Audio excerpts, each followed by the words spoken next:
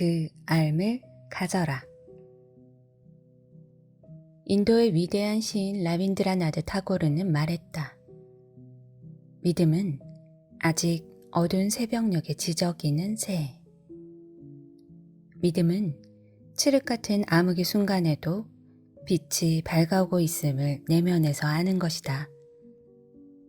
누구도 당신이 믿음을 갖게 만들 수 없다. 사랑을 강요할 수 없는 것처럼 말이다. 사랑을 강요하면 저항이나 심지어는 증오를 일으키게 된다. 믿음을 강요하면 대부분 의심과 불신을 끌어오게 된다. 아직 준비되어 있지 않다면 누구든 아무리 강요하더라도 어둠의 한가운데 있는 당신은 빛을 볼 수 없다. 그러나 준비되어 있다면 무엇이 앞에 나타나든 상관없이 믿음에 대해 알 것이다. 지금부터 나는 어떻게 믿음에 대한 알을 알게 되었는지 말할 것이다. 이 알므로 나는 두려움을 마음에서 완전히 몰아낼 수 있었다. 내게 큰 의미로 다가온 어떤 이야기가 있다. 이 이야기를 들은 날부터 나는 모든 의심을 믿음으로 바꾸었다. 한때 나는 신이 존재한다는 것과 모든 문제에는 영적 해결책이 있다는 것에 대해 심각하게 의문을 품었다. 당시 나는 불가지론자나 실용주의자에 가까웠기 때문에 직접 보고 만지고 느끼고 냄새 맡을 수 없는 것은 아무 소용이 없다고 생각했다. 그런데 이 이야기가 나의 의심을 완전히 씻어주었다. 근원적인 지성이 없이 완벽하게 움직이는 우주는 어불성설이라는 점을 보여주는 이야기였다. 당신이 수백만 개의 잡동사니 쓰레기로 가득한 쓰레기장을 보고 있다고 상상해보라.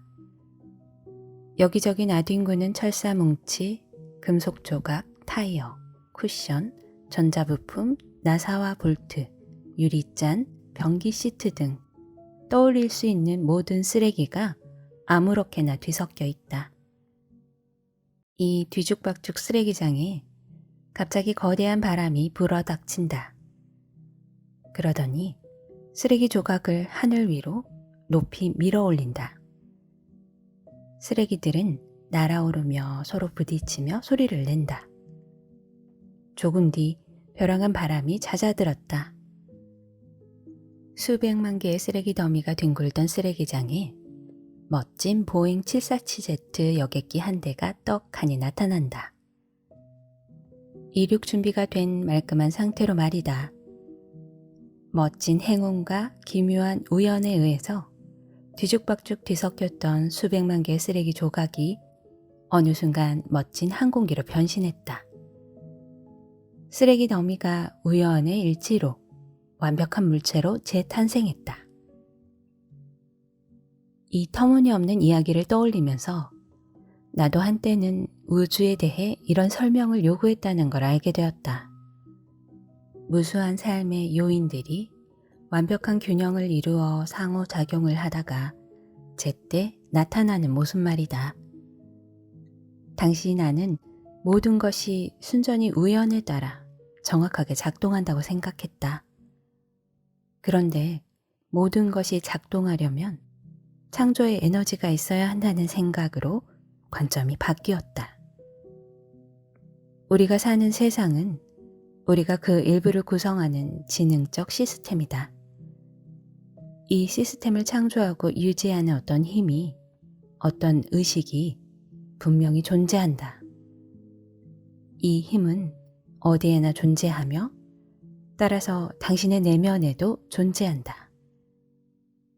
당신의 몸은 이 시스템의 일부이며 그 자체로 완벽하게 작동하는 부품들로 이루어진 시스템이다. 언뜻 보면 이 시스템은 아무렇게나 만들어졌거나 지능이 없는 것처럼 보일 수도 있다.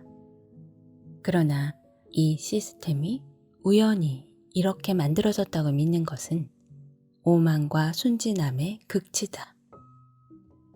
우연히 분 바람에 수백만 개의 쓰레기 조각이 747 전보기로 탄생했다는 것은 말이 되지 않는다. 마찬가지로 우리들 각자가 수십억 개의 부품을 이루는 이 지능적 시스템이 어떤 우연한 힘에 의해 만들어졌다고 보는 것도 어불성설이다. 이 간단한 이야기가 여러 이름으로 불리는 지능이 존재한다는 알무로 나를 열어주었다.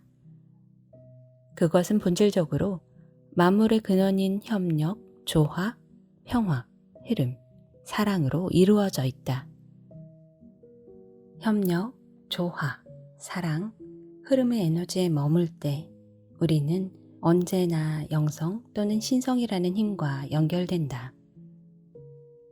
나는 삶의 어느 순간에도 내 삶을 이 힘에 맡길 수 있음을 안다. 나의 생각이 영 또는 신이라는 유일한 힘에서 흘러나올 때 사랑은 문제라는 환영을 대체할 것이다. 다시 말해, 의심이 있는 곳에 믿음을 불어넣어라. 그러면 의심이 사라질 것이다. 아일랜드의 옛 속담은 이렇게 말하고 있다. 두려움이 문을 두드렸다. 믿음이 문을 열었더니 거기에 아무도 없었다. 믿음으로 당신의 운명을 통제하라. 믿음으로 의심을 없애는 것은 당신의 삶에 책임지는 방법이기도 하다. 이때 당신은 두려움을 없앨 뿐 아니라 도움이 필요할 때면 언제든 높은 창조의 힘에 다가갈 수 있다. 이 영적인 힘과 의식적으로 접촉할 때 당신은 파괴되지도 않고 결코 태어나거나 죽지도 않는 무엇이 언제나 이 순간의 존재함을 알 수 있다. 그것은 어떤 형태나 경계도 없다. 이것을 알기 위해 다른 사람의 승인을 받을 필요도 없다. 모든 생명의 우주적이고 영적인 근원에 관해 다른 이와 논쟁할 필요도 없다. 당신은 지금 시합에 참여하는 게 아니다. 그것은 당신의 것이다. 칼 융에 따르면 한 사람이 무한과 맺는 관계는 그의 삶에서 가장 중요한 질문이다. 잠시 시간을 내어 당신이 무한과 어떤 관계를 맺고 있는지 살펴보라. 나의 믿음은 매우 개인적인 문제다. 높은 영의 힘에 대한 나의 믿음이 상대적으로 우월하다며 상대에게 납득시키려는 시도는 시간 낭비다. 게다가 그런 시도는 나 자신을 영에서 멀어지게 해서 나를 에고의 세계에 더 깊이 밀어넣을 뿐이다. 나의 믿음을 방어하고 주장하는 순간 자기 정당성의 영역에 들어서고 만다. 그 즉시 의심에 빠져 영적 의식에 다가가지 못한다. 이 말을 기억하자. 영은 생명을 주지만 육체는 그것이 얼마나 되는지 아무것도 계산할 수 없다. 알미라는 영적 에너지에 조용히 혼자 머물 때 나는 다음과 같은 것들을 알 수 있다. 1. 사랑과 평화의 에너지를 지금 내가 처한 상황으로 가져올 수 있다. 2. 영적 해결책이 효력을 발휘한다. 3. 지금까지 에고 의식이라는 의심이 지배하던 공간에 믿음을 불러들일 수 있다. 이처럼 믿음은 어느 순간에도 내면에 들어가 자신의 삶을 통제하고 있다는 감각을 일으킨다. 신과 의식적으로 접촉하며 신을 직접 경험할 때 당신은 이 알을 언제라도 사용할 수 있다. 이것은 세상에 태어난 당신에게 유산처럼 주어진 믿음이 아니라 당신 스스로 당신의 높은 영적 에너지에 전념했기 때문에 당신 것이 되는 알입니다. 문제에 맞닥뜨렸을 때 당신은 이 믿음에 의지할 수 있다. 설령 그 문제가 점점 심해져 견디기 어려워 보인다 해도 말이다. 다윗 왕은 이렇게 말했다. 내가 비록 죽음의 그림자가 드리운 계곡을 걸어 지날지라도 두려워하지 않을 것이니 그대가 나와 함께 함이라. 당신의 문제는 죽음의 그림자가 드리운 계곡보다 더 나빠지지 않을 것이다. 하지만 여기서 전하는 영적 메시지는 분명하다. 믿음을 가져라. 그러면 믿음이 두려움을 대체할 것이니 의심이 있는 곳에 믿음을 끌어들여라. 그러면 당신의 에너지장을 빠르고 높은 진동으로 이동시키는데 분명 도움이 될 것이다. 마음을 다해 말하건대 나는 결코 혼자가 아니라는 사실을 안다.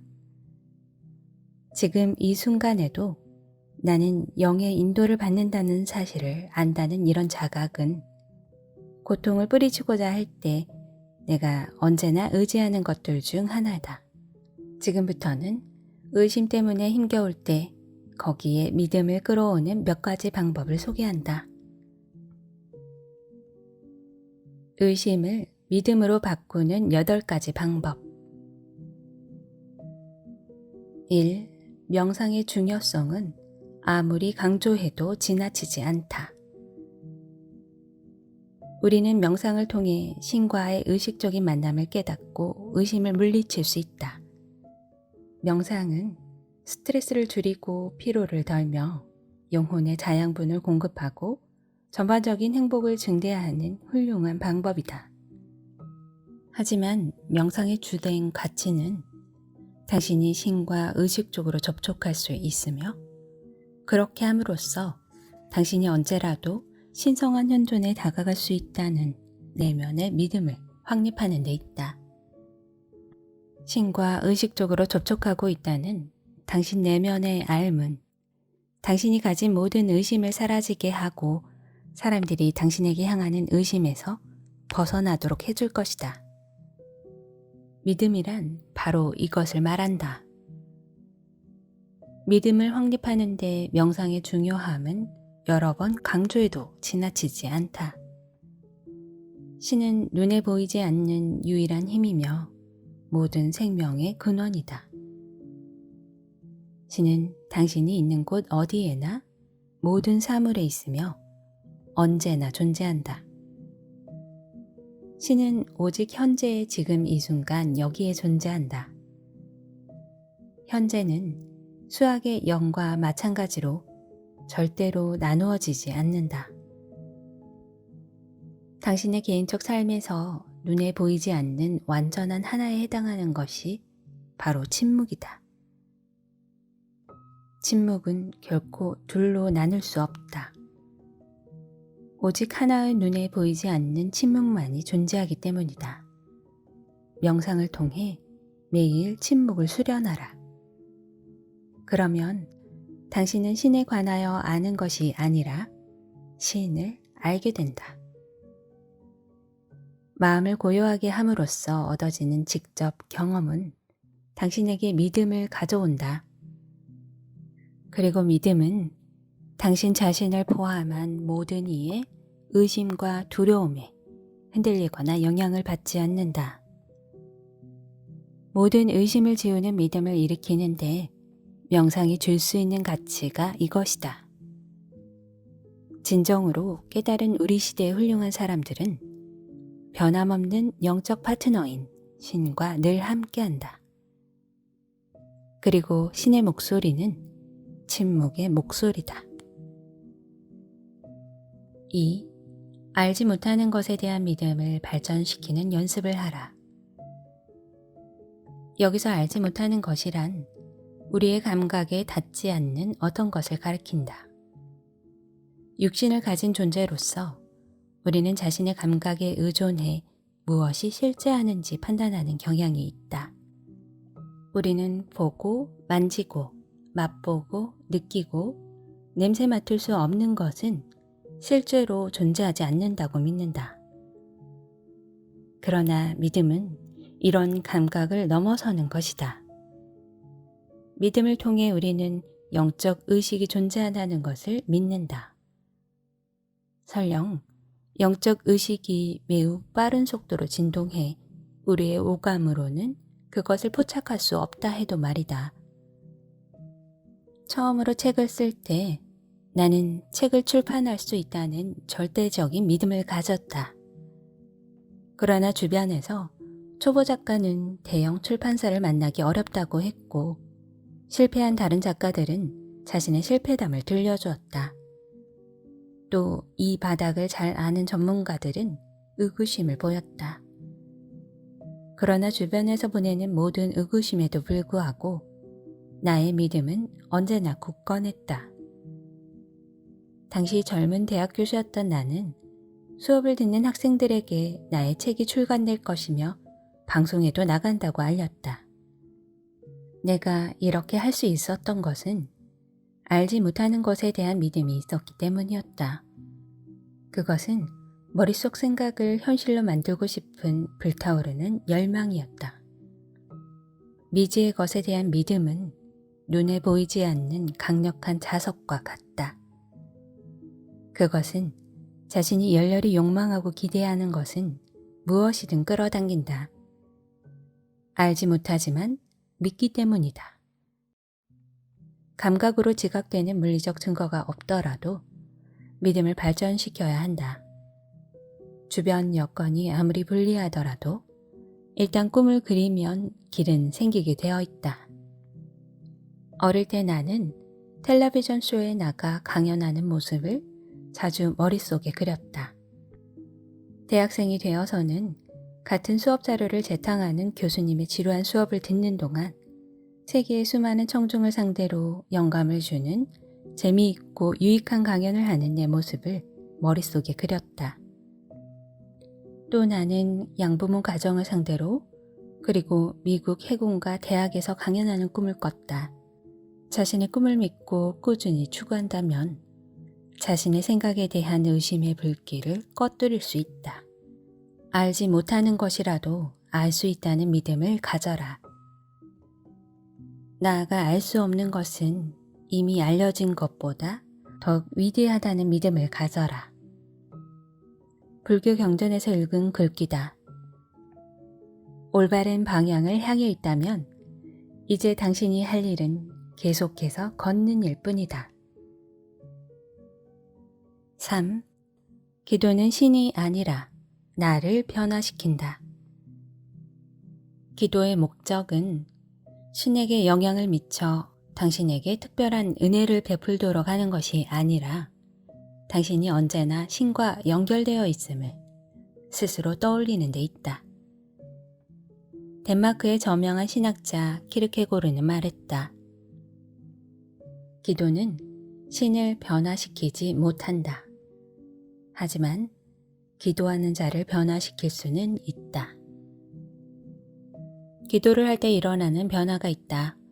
그것은 자신의 믿음으로 모든 의심을 제거할 수 있다는 것이다. 나는 기도를 통해 내 안에 침묵하는 거주자에게 관심을 기울이며 내 존재의 근원인 영의 높고 빠른 주파수와 교류한다. 나는 결코 신에게 특별한 호의를 부탁하지 않는다. 내 소원을 들어주고 내 문제를 해결해주며 친구를 치료해달라고 빌지 않는다. 나는 신에게 어떤 영향도 미치려고 하지 않는다. 나의 삶에서 문제와 성가신 일이 일어나는 이유는 물질계를 영의 세계보다 높은 차원의 실제로 여기기 때문이다. 기도를 하면서 나는 무한한 영의 세계가 지금 이 순간의 중심이 되도록 하고 지금의 이 현존을 믿으면서 보잘것없는 에고의 요구를 내려놓는다. 이렇게 하면 즉각 평화와 평온의 세계에 들어간다. 나는 성 프란치스코의 조언으로부터 영감을 얻는다. 신에게 기도할 땐 아무것도 구하지 않아야 합니다. 아무것도. 자기만의 기도는 영적 의식, 즉 신과 다시 연결해준다. 좋을 때나 싫을 때나 기도하라. 문제가 생겼을 때든 축복과 평화를 느낄 때든 기도하라. 기도는 당신에게 사랑, 평화, 친절, 용서가 본질을 이루는 빠른 영적 진동과 교류할 것을 떠올리게 한다. 칼레 제브라는 말했다. 고뇌와 결핍 속에서도 기도하라. 기쁨으로 충만하고 풍요에 나날일 때도 기도하라. 이렇게 신과 교류하면 당신의 삶에서 일어나는 어떤 의심에도 대처할 수 있는 불멸의 믿음이 생긴다. 4. 나는 괜찮다고 선언하라. 믿음이란 영적 본성, 마음의 힘과 선함에 완전히 의지하는 것을 말한다. 이 일이 제대로 풀리지 않는다고, 문제가 계속 커져만 간다고 투덜댈 때 당신은 믿음이 아니라 의심의 에너지를 쏟고 있는 것이다. 문제를 해결하지 못할 것이다. 신은 나에게 귀를 열지 않는다. 어려움은 나를 무력하게 한다고 의심할 때 가능은 불가능으로 기운다. 믿음은 확신이다. 그때 믿음은 당신의 삶에서 실제로 구현된다. 예수가 제자들에게 말했다. 내 평화를 너희에게 준다. 이것은 믿음의 확언이다. 예수의 간결한 말에서 평화는 얻기 어렵거나 애써 얻어야 하는 무엇이 아님을 알 수 있다. 예수는 평화를 확언함으로써 모든 이에게 평화를 주었다. 예수는 최근의 문둥병 치료율은 저조하지만 나를 믿으면 앞으로 5년간 생존 확률이 30% 정도 오를 거라는 식으로 말하지 않았다. 대신에 이렇게 선언했다. 그대는 괜찮다. 이것이야말로 가장 높은 영적 차원의 믿음에 대한 확언이다. 그러자 치유가 일어났다. 당신 역시 의심에 맞서 당신의 믿음을 확신해야 한다. 일이 잘 풀리고 잘 될 거라는 생각으로 의심을 대체해야 한다. 다음에 확신의 말을 글로 적고 소리내어 말하라. 나는 문제를 해결하기 위해 필요한 일을 할 것이다. 나는 혼자가 아님을 안다. 모든 것이 선을 위한 것임을 믿는다. 모든 것이 신의 질서에 따름을 안다. 그렇기 때문에 나쁜 것이나 문제에 조금의 에너지도 주지 않을 것이다. 나는 신과 의논할 것이며 무엇이 적절한 행동인지에 관해 신의 인도를 받을 것이다. 이 모든 것이 믿음에 대한 확신이다. 5. 문제에 빠져 있지 말라. 어떤 문제든 마음속에 오래 담아두지 않도록 노력하라. 당신이 한동안 문제에 머물고 있음을 자각했다면 그와 다른 다양한 대안을 떠올려 보라. 그런 다음 조용히 신에게 가서 당신의 문제를 맡겨라. 신에게 온전히 내맡길 때 받아들임의 에너지장이 만들어져 해결책이 떠오른다. 문제가 머릿속을 계속 떠나지 않는다면 잠시 그 문제에 대해 숙고한 다음 내려놓아라. 자꾸 내버려두는 연습을 하라. 나는 이 일에서 어떻게 해야 할지 모르지만 일단 내려놓을 것이다. 내려놓은 채 모든 것을 내맡길 것이다. 나는 전지전능한 유일한 힘의 해결책이 있음을 안다. 명료한 해결책은 그런 내맡겨 놓는 순간 속에 있다. 나아가 어떻게 문제를 해결할 수 있을지 그 방법은 물론 당신에게 문제를 해결하는 능력이 있음을 깨닫게 된다. 지금 분명히 보이는 해결책이 왜 예전에는 보이지 않았던 것일까? 이 새로운 명료함은 문제에 관한 생각으로 마음을 어지럽히지 않았기에 나타난 것이다. 어떤 이들은 내려놓음을 어렵다고 느낀다. 일어나는 생각을 스스로 멈출 수 없다는 것, 또 당신과 당신의 에고가 문제를 해결할 수 있을 거라고 믿기 때문이다. 아마 당신은 이런 믿음과 사고방식을 평생토록 반복하며 살았을 것이다. 그러나 이제부터 당신은 지금까지와는 완전히 다른 종류의 자기 대화법을 만들어야 한다. 마음속에 있는 문제를 신에게 맡기는 것이다. 생각하는 대로 될지니 문제에 몰두한 마음은 그 문제의 토대를 둔 채 행동하게 된다. 그러면 문제가 계속해서 더 많이 일어난다. 문제에 머물기를 거부하고 문제를 신에게 내맡기라. 그럴 때 사랑과 평화의 신성한 의식이 당신 내면에 흘러든다. 문제는 애당초 환영이자 착각이다. 당신 스스로 문제를 해결하고자 애쓸 필요가 없다고 마음속으로 생각하라. 당신은 충분히 크지 않으며 충분히 알지도 못한다고 생각하라. 당신이 통제할 수 없는 우주에 작동하는 거대한 힘을 모두 이해하지 못한다고 생각하라. 이렇게 할 때 당신이 언제나 연결되어 있는 우주의 근원과 협력할 수 있다. 6. 감사하라. 사람들이 작가로서 나의 성취를 칭찬할 때면 나는 항상 공손하게 감사의 이해를 표한다.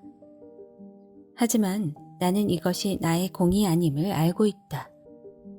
신이 나의 모든 책을 썼다. 신이 모든 그림을 그렸고 모든 건물을 설계했으며 모든 다리를 놓았다. 모든 일이 신이라는 보편적인 마음이 행한 것이다.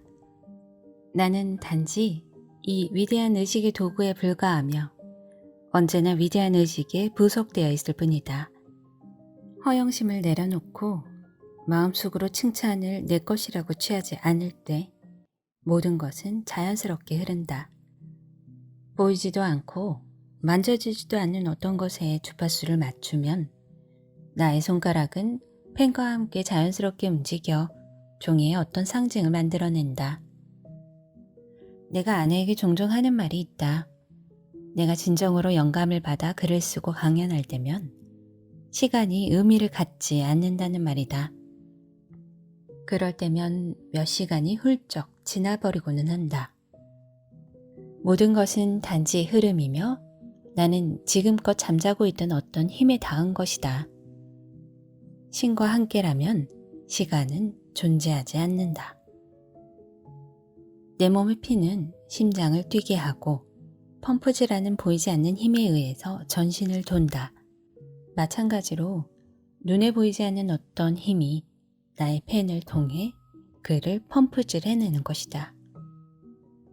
나는 이것을 경외하며 신뢰한다.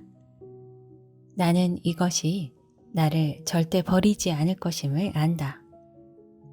그것으로부터 나는 절대로 분리될 수 없다. 나와 그것은 영원하다. 나의 보잘것없는 에고는 나의 성취에 대한 칭찬을 받을 자격이 없다. 나의 에고가 일으키는 의심에 끌어들여야 할 것은 믿음이며 그렇게 할 때 시간이 멈추고 모든 것은 완전해진다. 7. 호흡을 통해 알아차림하라. 이상하게 들릴지 모르지만 숨은 의심에 맞서 믿음을 확립하는 경이로운 도구다. 삶에서 의심과 맞닥뜨리거든 자신의 호흡을 의식해보라. 몇 차례 깊이 숨을 들이신 다음 잠시 숨을 멈추어라. 그런 다음 숨을 내쉬면서 호흡이라는 경이로운 현상을 알아차려라. 몇 차례 깊이 숨을 들이쉬고 내쉬며 알아차리는 것만으로 우리의 삶을 흐르게 하는 보이지 않는 힘에 대한 믿음이 생긴다. 심장의 고동처럼 우리 앞에 있는 대양의 파도처럼 나의 몸으로 끊임없이 들어왔다 나가는 숨을 알아차려라. 호흡에 대한 알아차림을 신과 연결하는 도구로 삼으라. 특히 지금 마음속에서 겪고 있는 문제의 환영에 사로잡혀 당신이 신과 단절되었다고 느낀다면 먼저 호흡을 관찰하라. 호흡을 알아차리면 평온해지고 차분해지며 자양분을 얻는 느낌이 든다.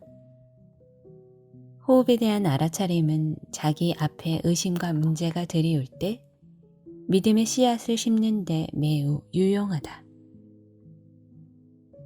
8. 마음이 약이다. 플라시보는 믿음이 실제로 작동함을 보여주는 좋은 사례다. 설탕으로 만든 가짜 알약을 먹으며 거기에 당신의 병증을 치유하고 관절염을 낫게 하며 혈압을 낮추고 통증을 줄여주는 성분이 들어있다고 믿는다고 하자. 이때 당신이 바라는 조화로운 결과가 일어난다면 설탕 알약 때문이 아니라 당신의 믿음 때문이다. 신의 에너지에 대한 믿음도 마찬가지다. 신의 에너지를 믿고 그것을 내면에서 확신해야만 당신의 삶에 평화와 조화가 나타날 것이다. 윌리엄 블레이크는 재치 있는 이행시를 썼다. 10장의 내용을 잘 요약할 뿐 아니라 의심이 있는 곳에 믿음을 심으라는 성 프란치스코의 가르침을 잘 표현한 시다. 해와 달이 의심한다면 햇빛과 달빛은 즉시 사라질 것이니. 해와 달도 신이 창조한 모든 개별적인 피조물처럼 믿음으로 살아남고 믿음으로 번창한다. 오직 믿음으로만 빛이 꺼지지 않는다.